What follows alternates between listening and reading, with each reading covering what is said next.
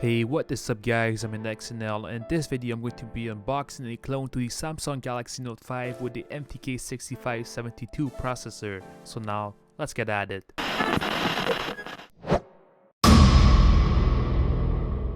Alright, so on the front of the box you can see that it says that this is the 32 gig version. You can also see at the bottom it says Samsung Galaxy Note 5, kind of like the real box. And we take a look at the back, you can see some of the specs, but these are for sure not the real specs. It doesn't have a 4G LTE, doesn't have a 64-bit octa-core processor, as well as the rest of the specs. And now let's take a look at what's inside of the box. Alright, so the first thing we get is a normal screen protector. And we also have the phone, and it's kind of backwards, but I'm just going to put it aside for now so we can take a look at the other content of what is in the box. We have a quick start guide which is in English as well as in Chinese, but you for sure won't need that, so I'll put it aside too. Next up, you have the wall plug. It should come in your country depending on where you are. So I am in Canada, so we'll have the appropriate wall plug. For example, if you're in the UK, you'll have the good wall plug. You also have some earphones which kind of resemble the Samsung earphones, but they aren't the same that come with the Note 5. And you also have for sure the USB charger. And I almost forgot, you also have for sure the SIM tool, so you can put in your SIM card into the phone. And if we take a look at the device, you can see that it is for sure not made out of the same material as the original device. As you can see, it is mostly made out of plastic, and the back isn't in glass like the original one. And what is different from the original one is that you do have the FCC markings at the bottom. Otherwise, it still says Samsung, and at the bottom it also says Galaxy Note 5, and you can also see that this is pretty much a fingerprint magnet. So at the bottom you have the pencil, and like the original one, you can just click it to remove it. You also have the speaker, what seems to be a microphone, the USB part, as well as the audio jack, and some also some antennas. So I just pulled out the pencil. You can see that it's kind of similar but not exactly the same. On this side you have the volume up and the volume down, so you can change the volume. On the top you have the SIM entry, as well as I guess another microphone.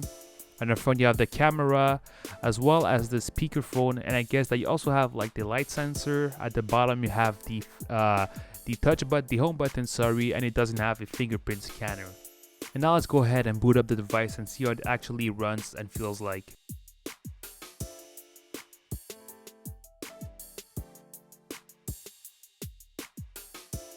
Alright, so it has finally booted, so let's swipe up to unlock the device. You can see that it was a slight lag.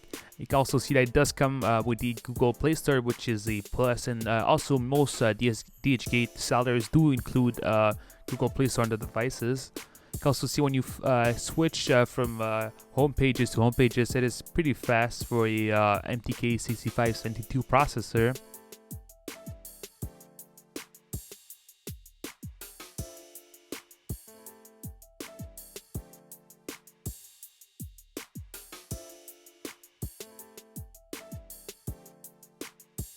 And if we go ahead and try to test out the pencil, you can see that air command definitely doesn't work on the original device, but it does know when you take out the S Pen, so you can actually have the S Pen settings pop out as if you're using the air command on the original Note 5.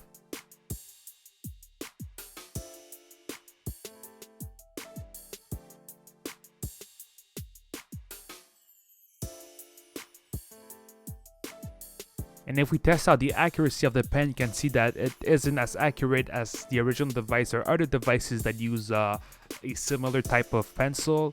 As you can see, some part of the screen don't work and you won't be able to draw something. If we take a look at the camera, you can see that it is slightly slow with a bit of lag. And we take a look at the front one, this is definitely bad, and I guess you won't be using this one to take selfies or use it for Snapchat.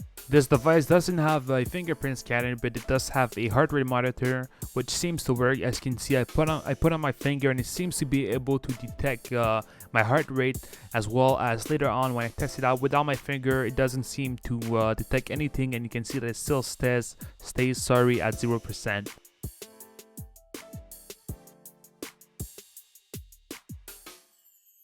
Alright, so I guess that this is it for this video. I hope that you guys enjoyed it, and if you have any questions, well, make sure to leave them in the comment section down below.